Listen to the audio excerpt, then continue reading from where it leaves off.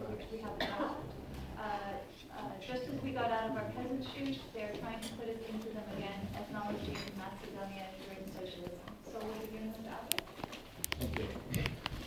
Well, in my view, a main problem with many of the writers within the whole generation of Albanian studies is that they consciously or unconsciously promoted the idea that at the beginning of the 20th century, Albanians were still at the stage of being unknown, the last undiscovered region on mainly the margin of Europe.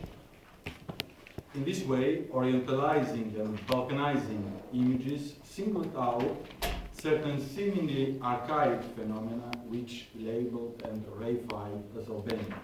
They put emphasis on the so-called Albanian tribes and their primitive laws, archaic revenge, primitiveness, and pureness of the indigenous people. All these must have boosted an intellectual movement among native scholars, which culminated in a stylized text of customary law, which is referred before by my colleagues, the work published by Doja, indeed published by the Franciscans of Shkodra, who had a clear social and political agenda, for they saw themselves as working toward an enlightened revitalization of their own nation. Their overarching goal and barely disguised objective was to provide Albanians with a national identity to strengthen and unify their own nation. Their goal was not to record the law, but to improve. Interestingly enough, the image of the Albanian from the beginning of the 20th century was frozen until the end of the century, when the country opened up again to foreign travelers and scholars. And the exploitation of the North Albanian mountain territory at the beginning and at the end of the 20th century turned out to be very similar.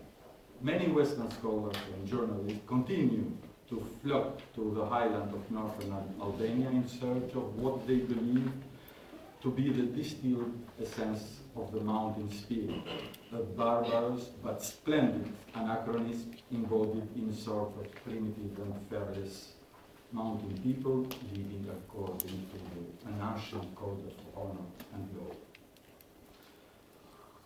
This is a pure construction and an act of ethnocentrism, which created a certain stereotype, not only of a land of the living past, but also a mixture of exoticism, Balkanism, and many nesting Orientalism.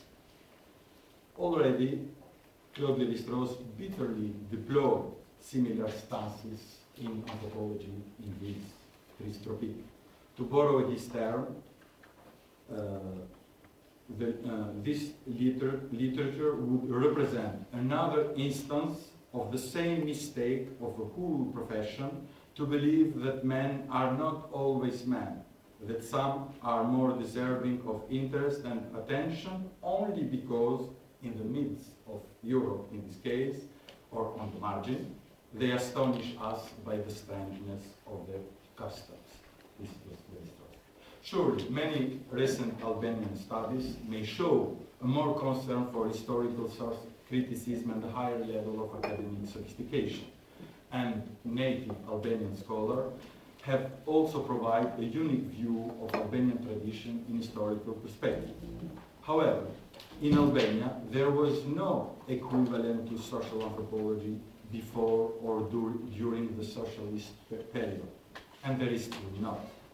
What is known in Albanian as studies of folk or people culture, cultura popolare, was a reworked version of the culturalist and historicist tradition of the German Kulturhistorische Schule, institutionalized mainly as a deliberate, organized, conscious effort to construct a more satisfying culture by what is known as a revitalization movement.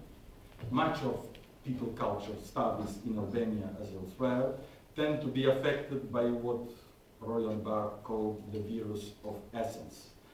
The way how they deal with the idea and the occurrence of survival show to what extent they are historically oriented toward the folklorist paradigm of relict fortune, being very much concerned with the search for the reminder of ancient times while remaining grounded in the old bipolarity of an authentic peasant culture versus modernization. Their best publication are certainly not contribution to a national tradition of theory and practice in comparative scholarship.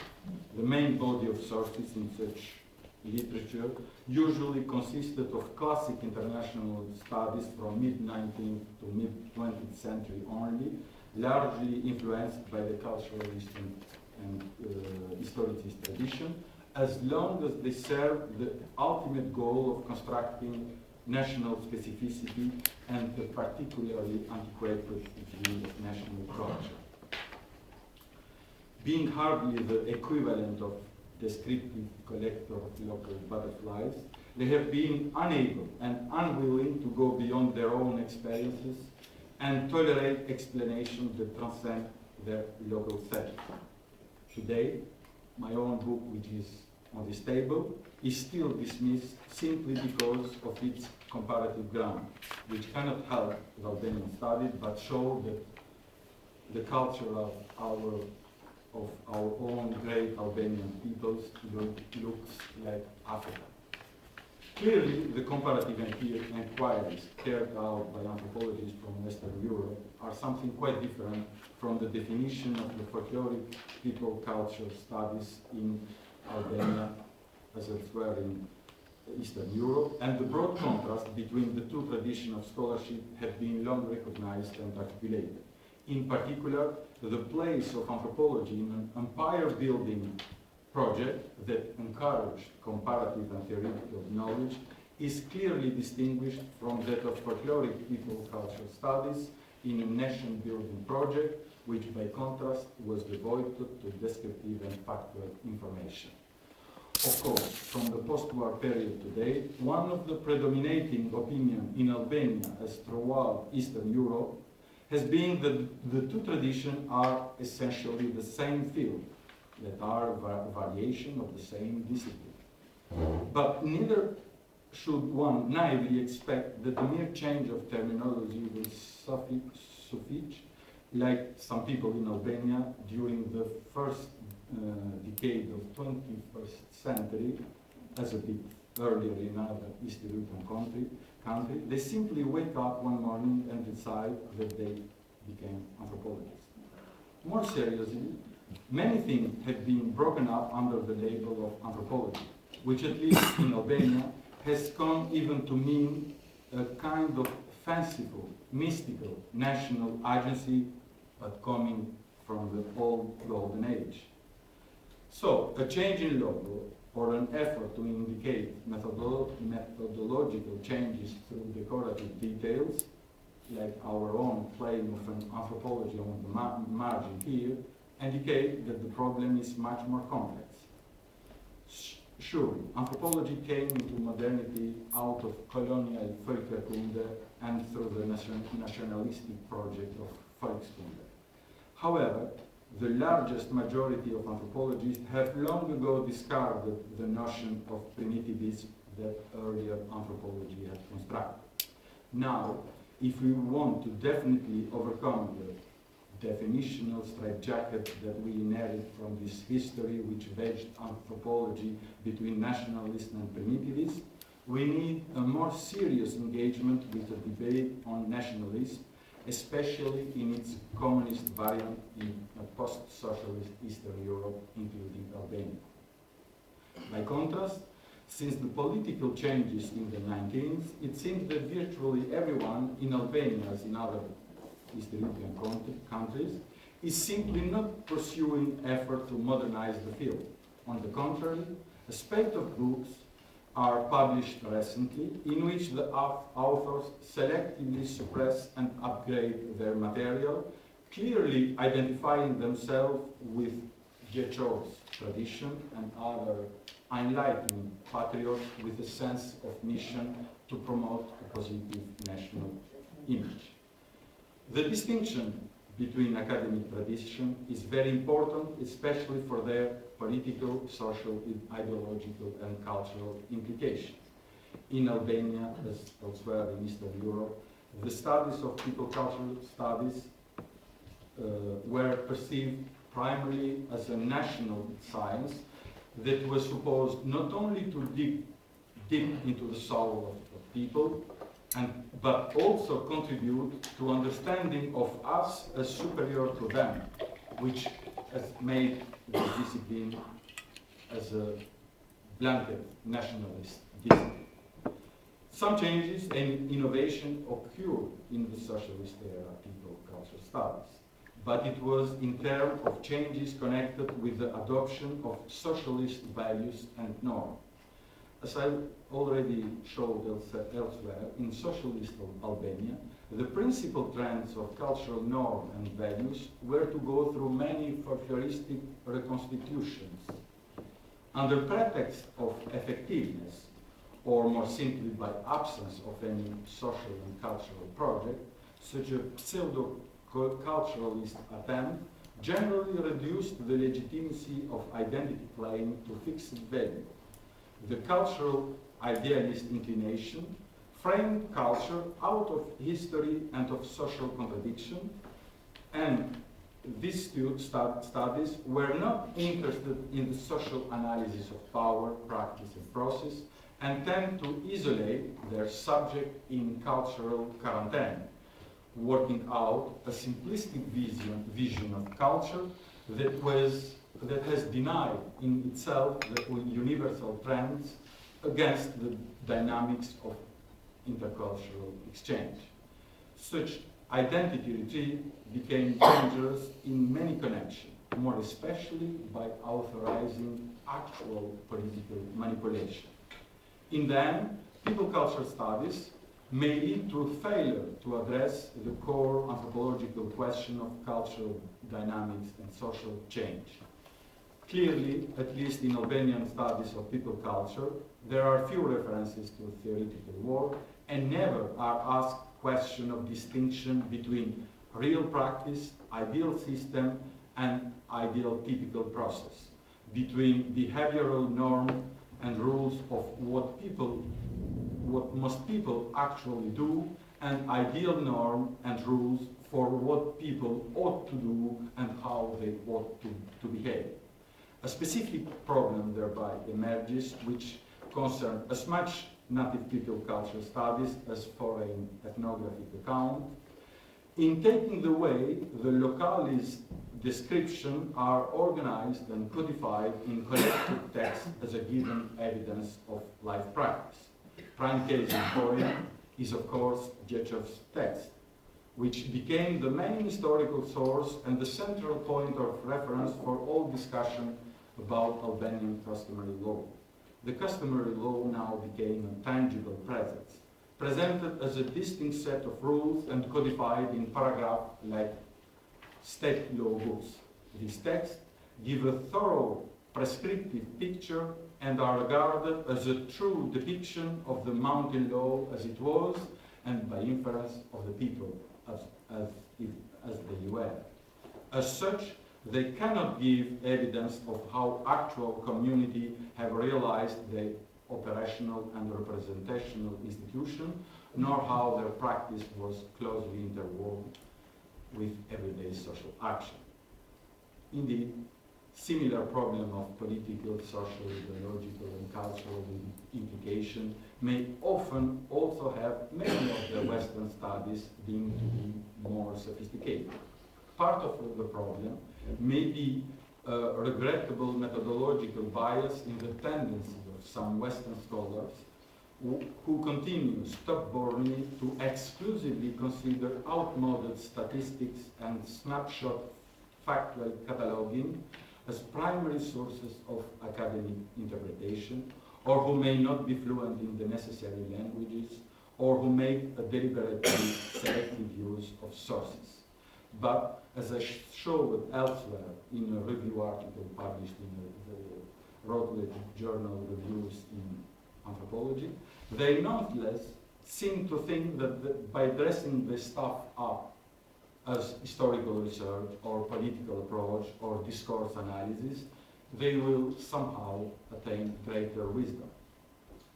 Even some contemporary German and Austrian scholars also reproduce old pattern of cultural particularism and culture and determinism, as they seem to not have been totally liberated from the old culturalist legacy of the Kulturhistorische tradition, from which official communist and nationalist scholarship seem to have emerged in Albania and in the Balkans, endlessly trying to divide and typify cultural areas in Europe and in the Balkans, reminiscent of the old anthropogeographical Kulturkreislehre. They assume a so-called Balkan family pattern, which turns to be characterized exclusively by a distinctive patriarchal culture of the ground, where institutional factor and ideological elaboration have got muddled up in what is blatantly reified as Balkan patriarchy. Through a systematic critical analysis confronting demographic data, historical sources, and ethnographic evidence in connection with the average age at marriage and the total fertility rate in Albania, I showed elsewhere in an article published by the Sage Journal of Family History how the ideological dimension of the myth of many children within the so-called patriarchal Albanian family is commonly constructed and conveyed in academic writing, the press, and stereotype opinion, but invalidated if we take what is put forward as empirical evidence to be nothing else but a strong cultural activist. Indeed, foreign scholars are not necessarily better situated for proper analysis, but this does not mean that people culture empiricists were doing proper anthropology before.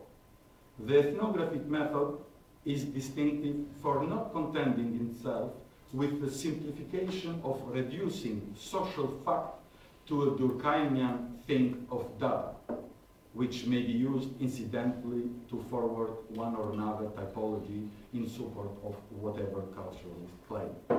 Boas and Malinowski insisted on the importance of fieldwork, inaugurating a new epoch for the development of their discipline. During the last decade of 20th century, the elements of subjectivity, reflexivity, and processes of writing culture became useful to renew the ethnographic paradigm in anthropology. Nevertheless, postmodernist criticism did not offer any coherent alternative to the goal of objective description. The logic of the research process and fieldwork experience is the same as in the natural sciences, but different types of problems need to be taken into account. In historical research, for instance, attention is paid to what is termed a fiction in the archives. There may be fictional speculation mixed with fact in the archives, but not only that. The high demands of fieldwork approach, going well beyond the requirement for a high degree of linguistic competence, the gender bias that characterizes most of ethnographic work in Albania as elsewhere, the tendency of relying exclusively on representative informant or artificious cultural revitalization can be some of the pitfalls of fieldwork methodology. All this may become particularly harmful to anthropological analysis with the difficulty of participating in larger groups or knowing people in the common occurrences of day-to-day interaction or overhearing the implicit meaning of conversation and interaction of others in their ordinary daily life. Last but not least, no less problematic is also the study of the anthropologist's own society, which must especially interest us here. The ideal undergirding the Malinowskian revolution, the transform the descriptive collection of local butterflies into the academic discipline of anthropology, was that through the direct method of field research, anthropologists could gain access to a timeless other, to an unshuled, noble savage in state of nature. Functionalist anthropology, following Malinowski, believed the social lives of indigenous people were determined by basic needs like sex and hunger. By contrast, in the material gathered among the indigenous people that Lévi-Strauss encountered, something quite different was found which will shatter a generation-old consensus in anthropology. It was what achieved another revolution that transformed anthropology into a scientific discipline. Even in the direst condition, people are driven above all by an intellectual need to understand the world around them. When Amerindians chose animals for their totem, it was not because they were good to eat, but because they were good to think. Lévi-Strauss witnessed this hunger for order in everything, from their face painting to the layout of their camp, and most especially in their myth. As such, they were every bit as scientifically minded as the ethnographer who studied them. The only major difference, Lévi-Strauss claimed, was the totalitarian ambition of the savage mind, which operated on the assumption that if you couldn't explain everything, you hadn't explained anything. Arguably, it is this kind of totalitarian ambition of the savage mind that must become the ethnographer's own ambition for the objective condition of scientific validity in anthropology. I think that I don't have any more time, but if you give me some time more. 2 minutes. Okay. The ethnographic experience is a ceaseless confrontation of oneself by the other and the other by oneself. There is a question of building a general frame of reference where it can find place the native's point of view, the ethnographer's point of view, and the errors of one about the other. So, social anthropology is not a specialty defined by a particular subject, whether the primitive society or the reified nation. It is a way of thinking, essentially when the subject is other and requires that we became other ourselves. We can therefore become the anthropologist of our own society if we take distance, sufficient distance toward it.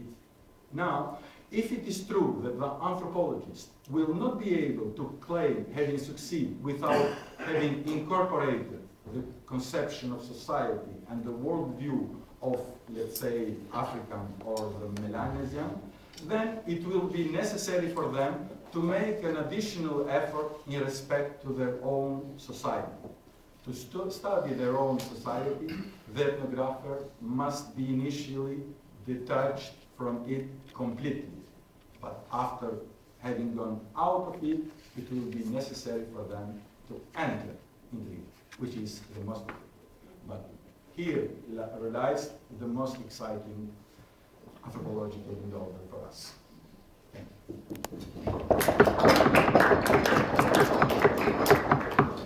We have time for a few questions.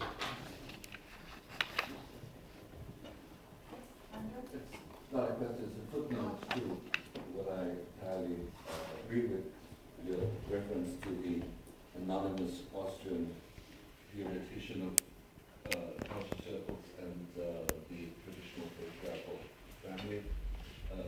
The same anonymous researcher and his mentor at the University of Vienna, who's divided up Eastern and Western Europe into a more patriarchal and the less patriarchal. For me, there are not enemies. Moiety came to us at the social anthropology just when the Kosovo conflict broke out, and tried to persuade us to help them translate Ernest Gellner's theory of sedentary tribes into an Albanian context, and rebaptize that theory into a Albanian blood-feuding tribal society theory. We refused, of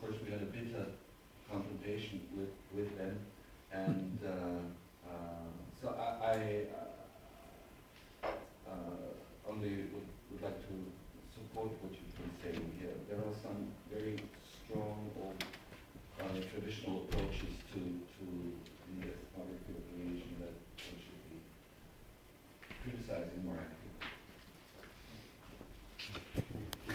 Questions? Other comments?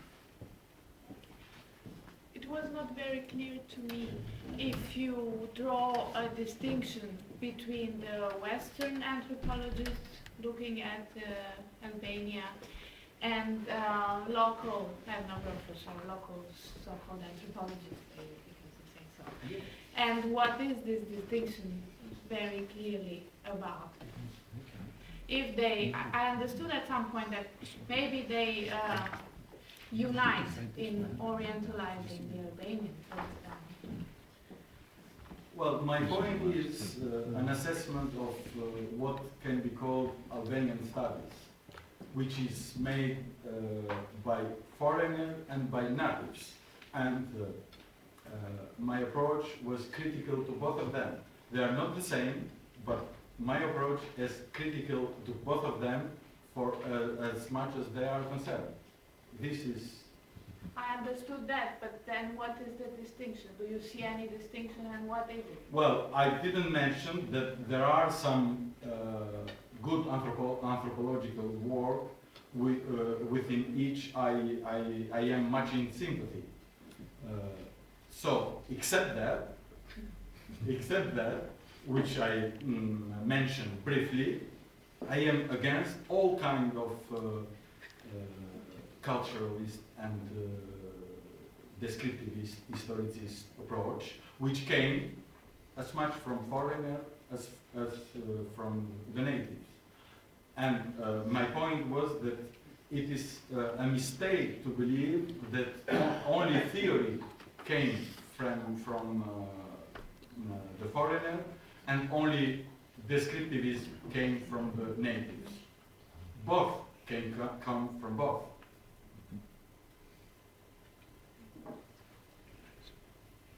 This will be the last question. I'm sure we have enough time, and then we can come back to this. Okay, to me, it's not, I would rather insist on that, because it's not quite clear, not become quite clear to me, putting the outside observer and the inside anthropologist more or less on the same level. I mean, from my studies of Southeast European culture, particularly Bulgaria, it has become quite clear to me that what concerns the inside observer is this, what Michael Hertzberg called cultural intimacy, and being part of a social cosmos, and being relevant for that cosmos, for that society, and being responsible for this, and so on. Whereas the outside observer just flies in and flies out.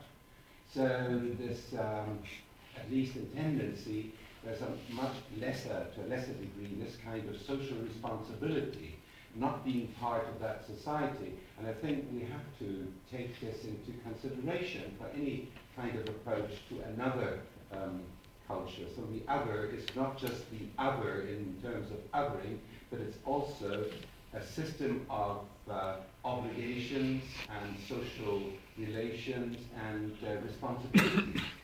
And I would say that this is just one differentiation between the inside and the outside observer. Well, but apart from all the other things, let's say language and proficiency and understanding. My point is methodological, because I insisted on the methodology of othering ourselves in studying whatever society. This is the Stockholm trend of anthropology. Now, if we study our own society, we must be othered twice. This is the most difficult problem with native anthropologists. Because first, we must go outside our society to be detached completely from it. And the second step is to enter into it as an anthropologist. In this sense, to detach from our own society is, of course, very difficult. But I think with proper training and with proper anthropology work elsewhere, outside, we can achieve that. The most problematic is to achieve the second step, because many from the young generation of Albanian anthropologists are receiving, which some of them are here present, are receiving good training, and I believe that the future will be brighter than the present. The most problematic problem for me is how altogether will be successful in entering our society as an anthropologist. And this is the methodological challenge. Okay, thank you. I hope perhaps we'll have time to come back to some